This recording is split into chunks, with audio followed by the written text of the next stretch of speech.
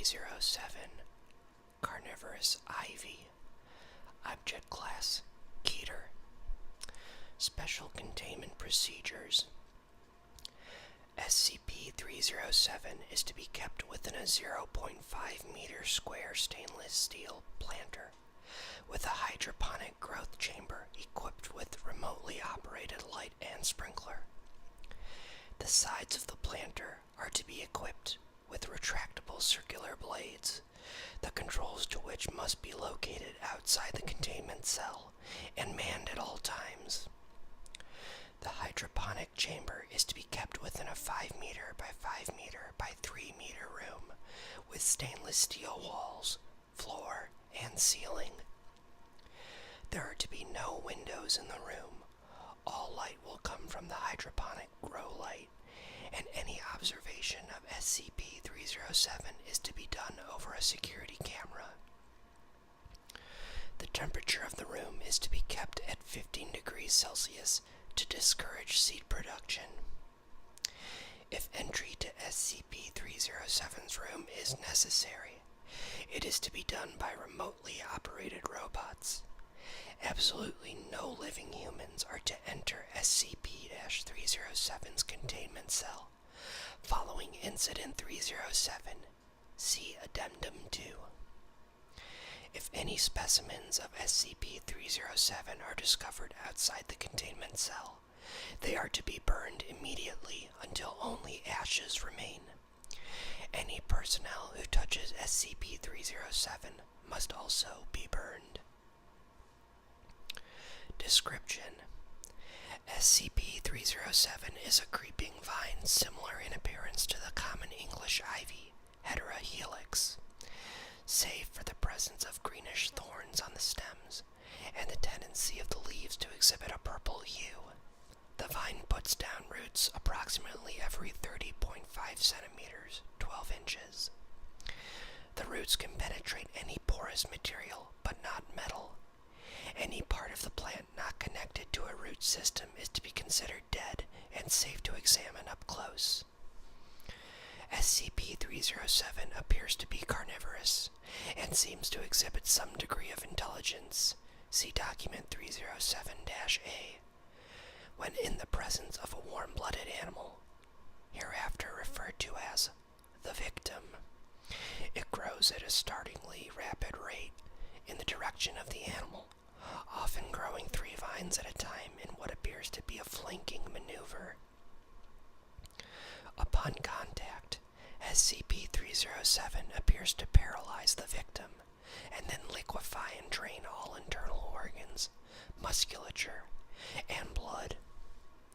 The mechanisms by which it does this are presently unknown. They have, however, led to researchers calling it spider ivy. SCP-307 was first discovered by Agent Apoclimer in Redacted, where he witnessed it rapidly growing up the trunk of a tree and consuming a nest of American robins. Further examination has revealed the prevalence of the plant throughout North America. It has shown itself to be highly resistant to any attempts at poisoning. This has included all commercially available herbicides, exposures to allelopathic plants, and formaldehyde. Except for the sample obtained for study, the plant has been burned wherever it has been encountered. However, it is very likely that numerous specimens still exist outside of Foundation control. SCP-307 is only kept alive in hopes of engineering a biological agent to use on the wild population. Document number 307-A. Experiment logs. Experiment 1. Tray of mealworms introduced to cell. Result: SCP showed no signs of movement. Experiment 2. Chilean rose-hair tarantula introduced. Result: SCP showed no signs of movement, did not respond when tarantula climbed onto SCP. Experiment 3. Live mouse introduced to cell. Result: SCP immediately began to grow in the direction of the mouse. One vine extended directly toward it, while 2 more grew actively surrounding the mouse. The mouse immediately became rigid and stopped moving upon contact with SCP-307. Behavior continued for 26 seconds before mouse fell on its side, obviously dead. Vines outside the planter were severed, allowing D-Class personnel to collect the mouse.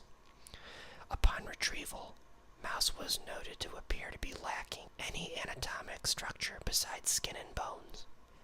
Mouse was taken for further examination. When mouse was dissected, researchers noted a complete absence of blood, internal organs, and musculature. All interior structures were instead replaced with a system of roots, which researchers traced back to the mouse's skull. A single seed was found inside the mouse's otherwise empty brain cavity. Mouse was subsequently burned. Experiment 4. Jar containing 130 aphids introduced. Additional camera added for close-up viewing. Results. Aphids proceeded to attach themselves to SCP-307 and feed. SCP-307 did not respond in any visible manner. All aphids were dead within 5 minutes of first feeding. Potential for use as insecticide noted.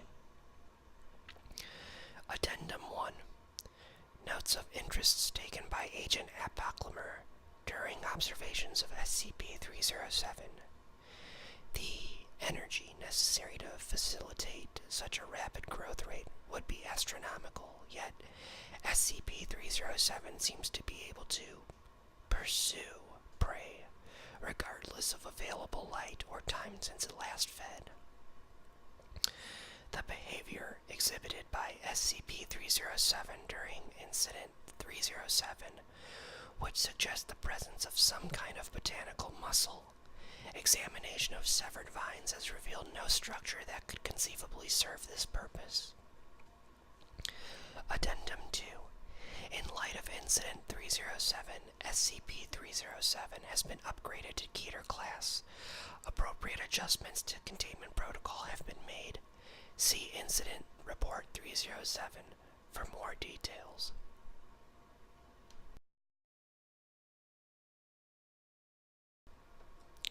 Incident Report 307. SCP involved 307.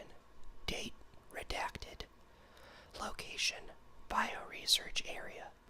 Description: Incident log is compiled by Agent Apoclimer, agent in charge of containment and research on SCP-307.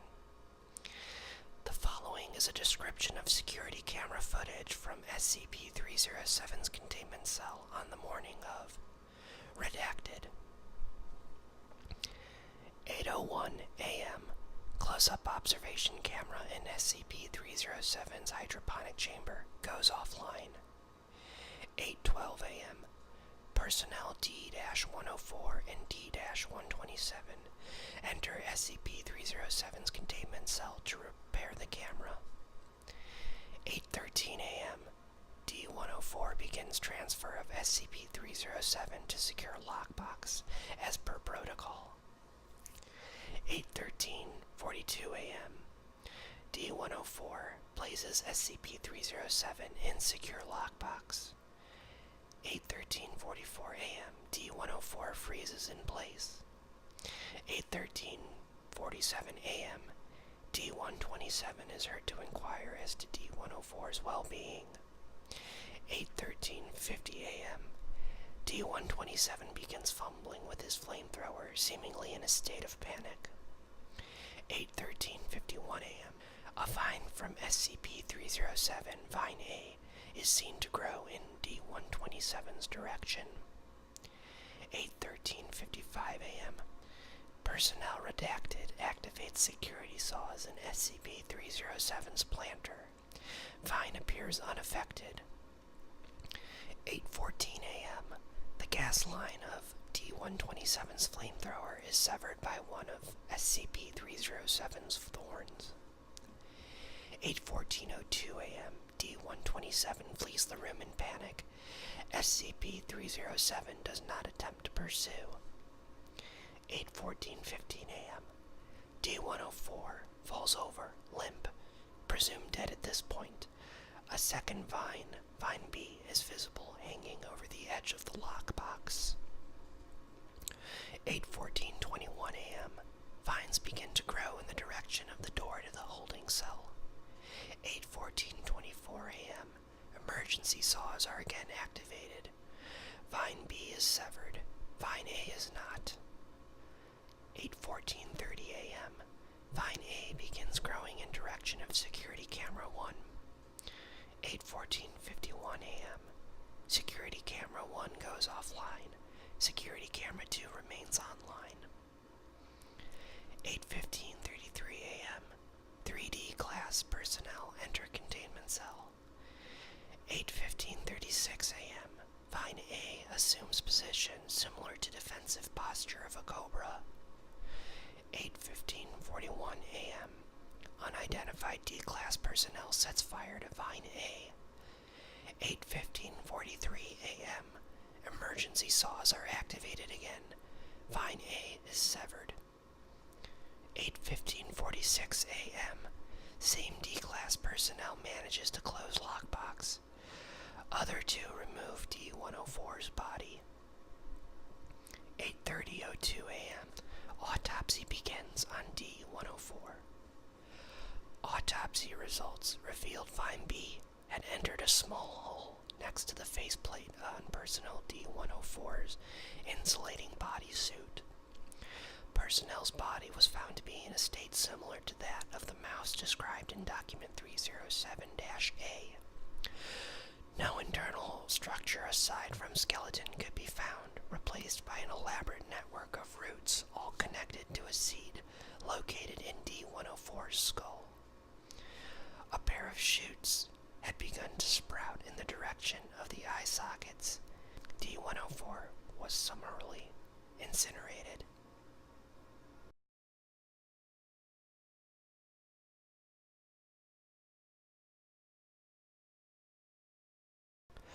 SCP-574, the Dropper House, Object Class, Euclid. Special Containment Procedures. SCP-574 is located within Containment Site-105, which is surrounded by a concrete barrier 3 meters high and 1 meter wide. Warning signs are posted at the edge of the Foundation-owned property. Once per month, a live adult pig, Suscrafra, is to be placed within SCP-574.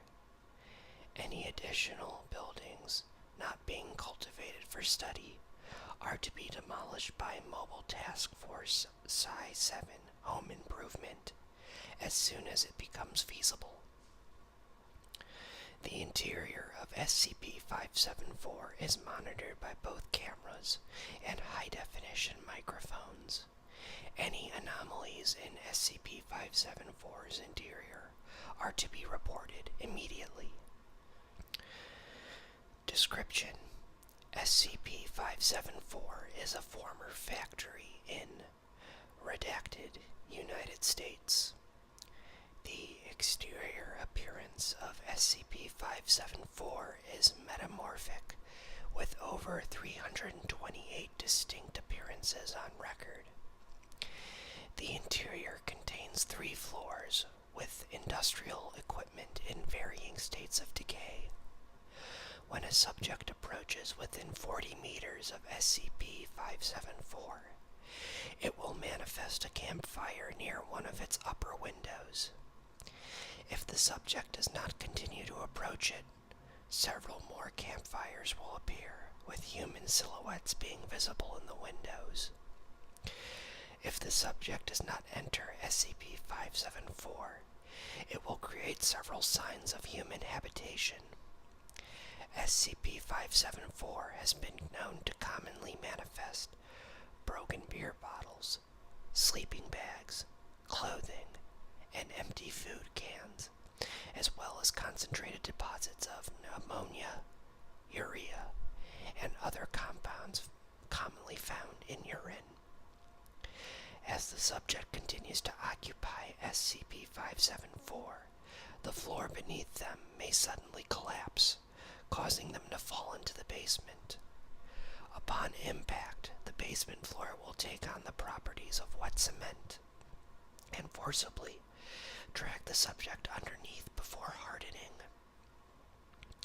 When active, concrete within the basement of SCP-574 has been found to be acidic with a pH of 3.5.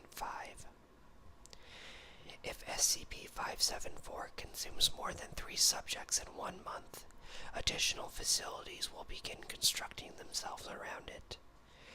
These will be support facilities for a factory, such as an electrical power plant or a market to sell goods produced within the factory.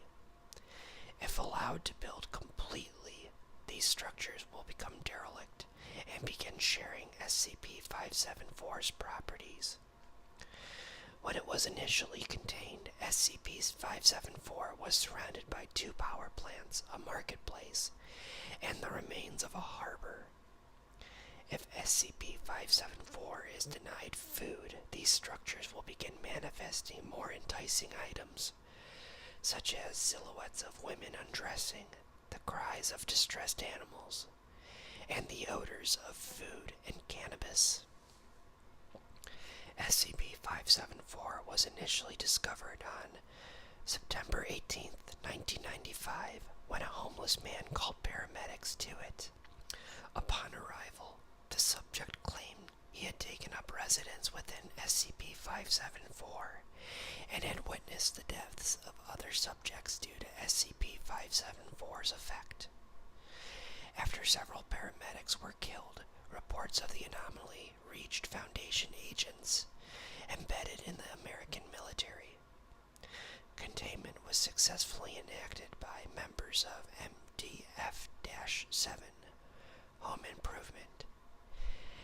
As of October 30th, 1995, all witnesses were issued Class C anesthetics, and SCP-574 was classified as Euclid. Addendum. Interview 574-A. Interviewed. Subject 574-A. Interviewer, Dr. Jankovic. Forward. Interview taken during initial containment. Begin log.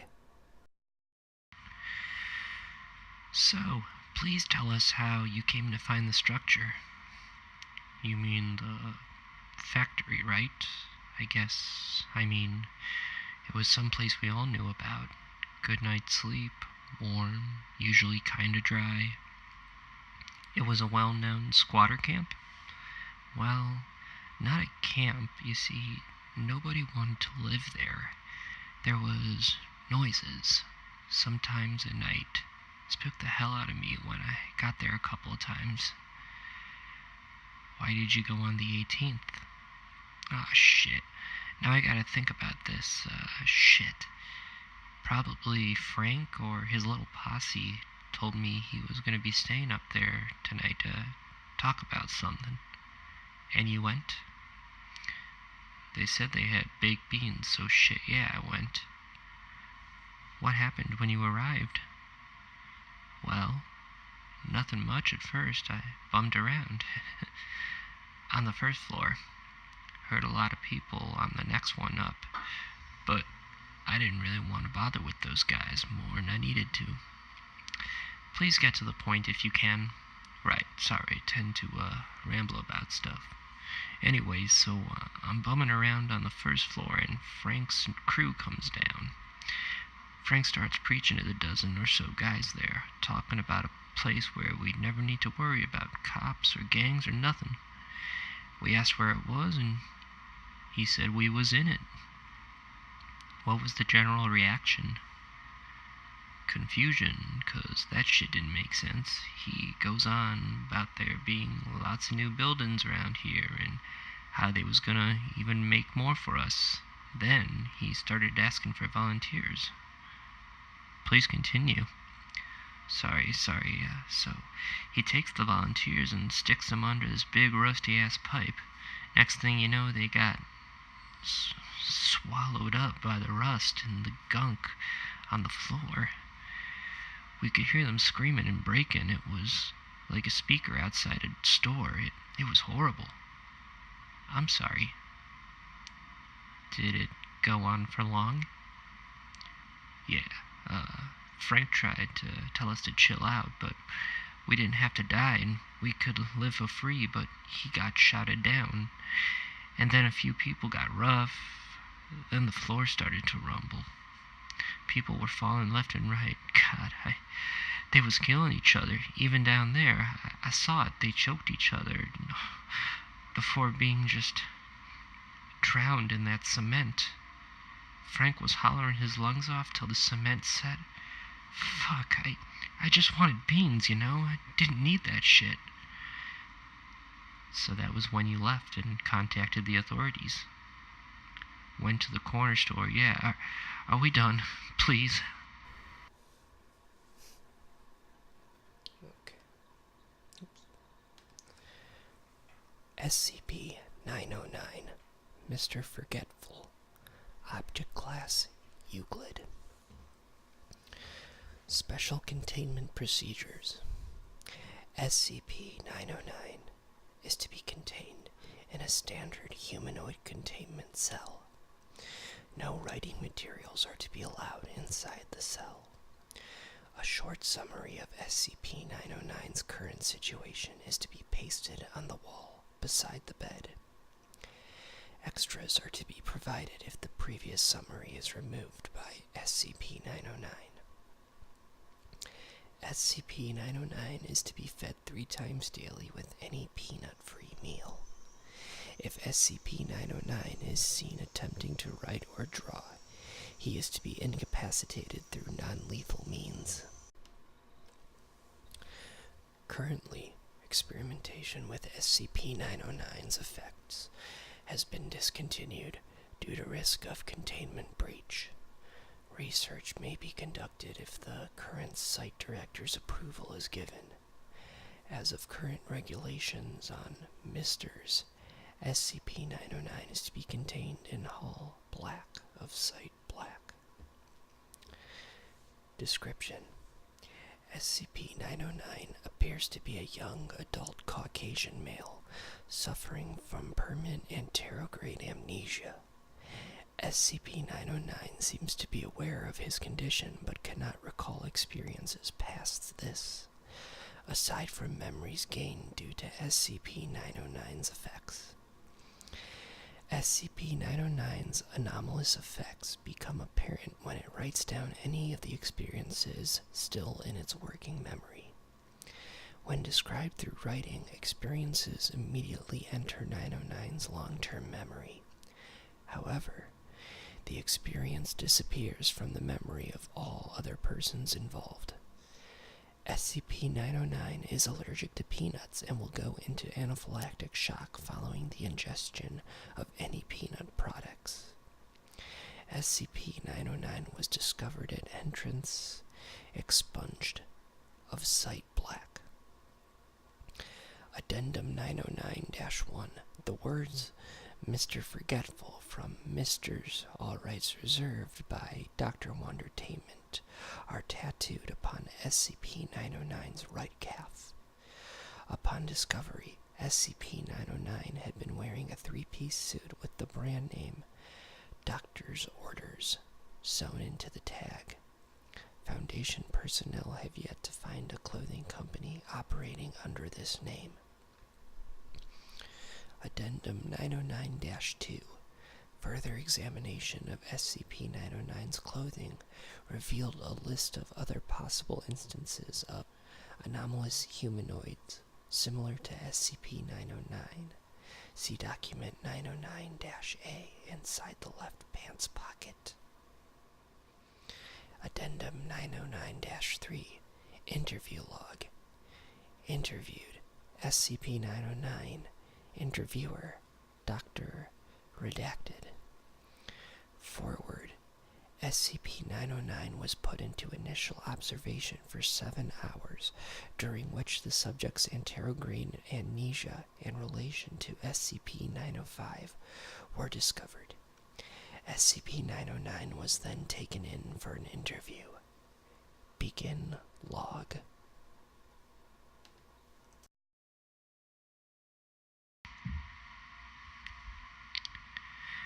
Good morning, 909. 909, why are you calling me that, and where am I anyways? You are the SCP-designated 909, and you are currently under my custody. I am a doctor of the Foundation, and I am going to research your anomalous effects. The Foundation? What's that? What? Note: at this point, Dr. Redacted presses a small button, generating a loud noise lasting 5 seconds. SCP-909 is seen to lose focus. Hello, 909. 909, why are you calling me that, and where am I anyways? You are the SCP-designated 909, and you are currently under my custody. I am a doctor of the Foundation, and I am going to research your anomalous effects. The Foundation? What? Note: later investigation of Dr. Redacted's notes showed that he had planned to press the button previously mentioned at this point. Okay, let's try something else. Write down what I just told you. Alright, fine.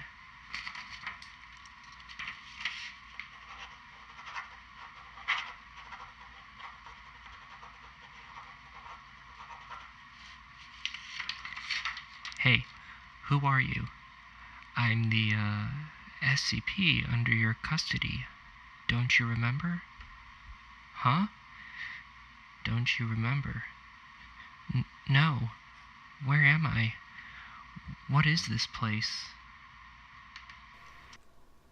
End log. Closing statement.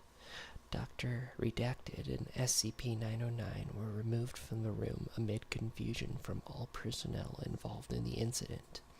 SCP-909 later explained the situation to uninvolved personnel and was placed in his holding cell. Dr. Redacted was discharged from duty and given a Class B amnesiac.